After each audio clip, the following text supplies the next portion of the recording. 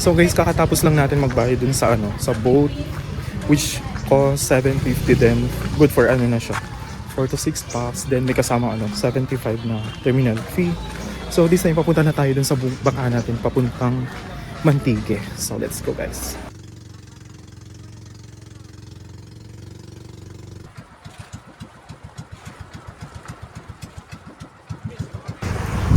So guys, we've just landed dito sa Mantigue Island. Sobrang linaw ng tubig. Ang puti ng buhangin guys, tingnan niyo. Yan oh my god.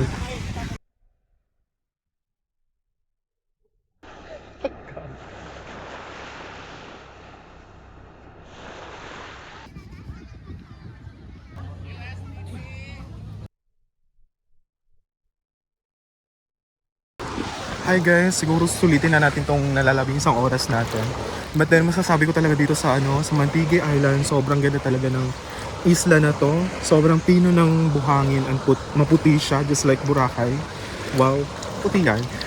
Tapos yun, masasabi ko sobrang linaw talaga ng dagat dito. Ang sobrang sarap maligo. So yun, ang dami din natin mga islang nakita underwater like School of Jacks. Yun, mga din, angelfish, parrotfish. Yun, may turtles din tayo na hagilat kanina. So yun guys, masasabi ko lang sobrang ang ganda na naging experience natin dito. And sana makabalik tayo by next time, by next summer siguro. So yun lang guys, let's go!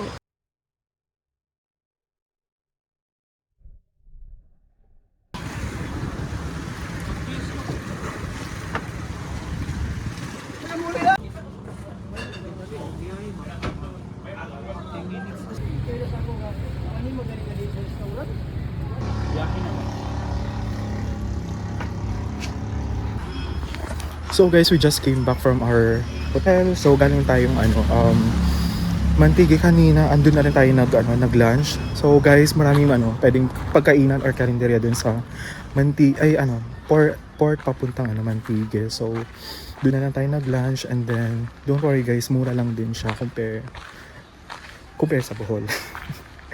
My God, sobrang ganda mag-relax dito guys. So, ito yung view ng dagat. Wow. Okay, medyo black. Hi guys, so ang dami talaga nangyari today. So medyo nakapagod yung morning natin pa lang. And then sama pa yung init ng panahon. So bandang hapon na ngayon. So mga bandang 4 na rin. So yung magiging last stop natin for today's itinerary or agenda is punta tayo ng Sunken Cemetery and then dadaan din tayo ng Old Church Ruins.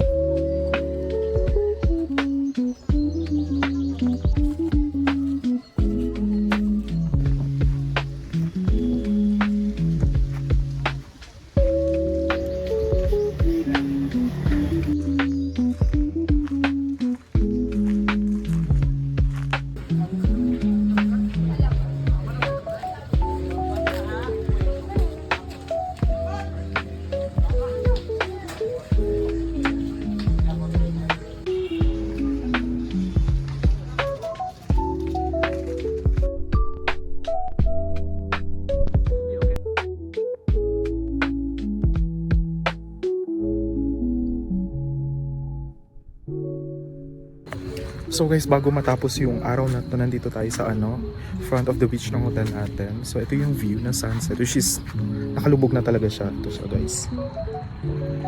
Wow. Hi guys, ito yung dinner natin for tonight. Tulingan, fresh from the market. Oh, ang sarap. Oh my god, so smoky. Hello guys, ito yung food natin for dinner. Wow. Okay.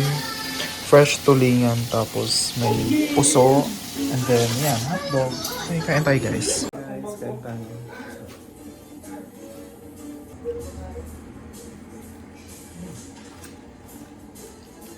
Malubi pa yung baga. So guys, habang hindi pa open yung Katibawasan Falls, ito yung view ng niya, ito yung sa labas niya, puro puno talaga siya guys. And then mind you guys, yung mga ano, madadaanan nyo dito, nakapalibot talaga puro puno. So every time na pagdadaan kayo, parang nasa ano, nasa aircon yung lamig niya, ganun yung feeling sa sobrang lamig. Pero feel ko pag ano, so pag madaling araw dito or early in the morning is foggy siya. Ganun, ewan ko basta so, iba yung feeling ng ano, lamig niya. Pero yun, more on nature feels talaga dito guys. So yun lang, get it go. Hi guys, so finally, we're inside and ito yung view ng falls. Oh my God! Ang ganda!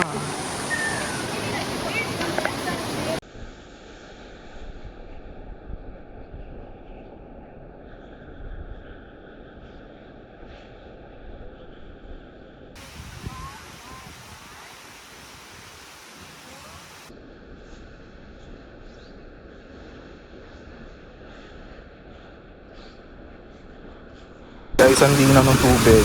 Yung lamig niya parang nasarap. Charot.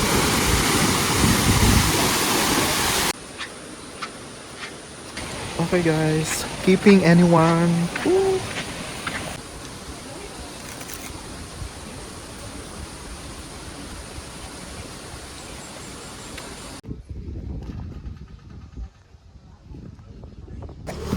Hi guys, so if you're looking for a great spot for overlooking site, and then cafe na rin, so ito yung ano, ano ba to?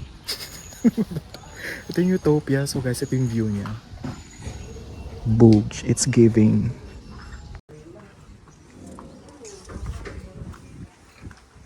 My God, miss me. Oh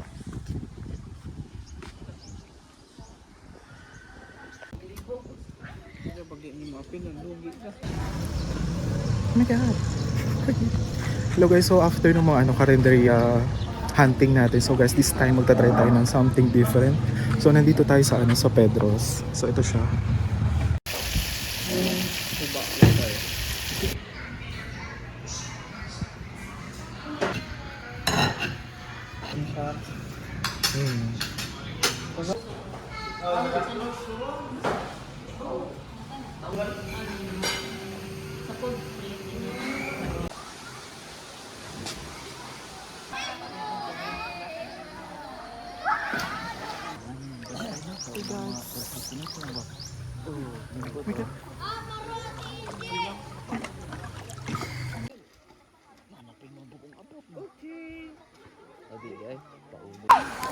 So guys, if you want to masolo yung place, so nandito pala tayo sa ano, sa Soda Water Pool. So come here siguro mga around at least an hour before ng closing nila. So from here, ano, makita nyo na si Alisa na rin yung mata, okay, parang nagiging private yung ano, yung lugar. So ito siya guys. Boogs. Say. Hi guys, good morning. So yun, we're leaving Camiguin this morning. But then, yung babaunin naman ng experience is very worthwhile. Worthwhile? Ano yun? Basta yun, magandang experience yung babaon namin pauwi ng Bohol. So yun, later, support na kami, pupunta. Kasi doon naman yung ano namin, way papuntang pabalik ng Bohol. So yun, wala kami bang masabi pero mamimiss ko tong Camiguin, which is very near lang din naman sa Bohol. So yun, ano pa ba? I'm happy lang din kasi ano, ganito kakalmado yung dagat natin this morning. So ito siya guys. Boosh. So guys, we're already on boarded and pabalik na tayo ng Bohol. Gotta go.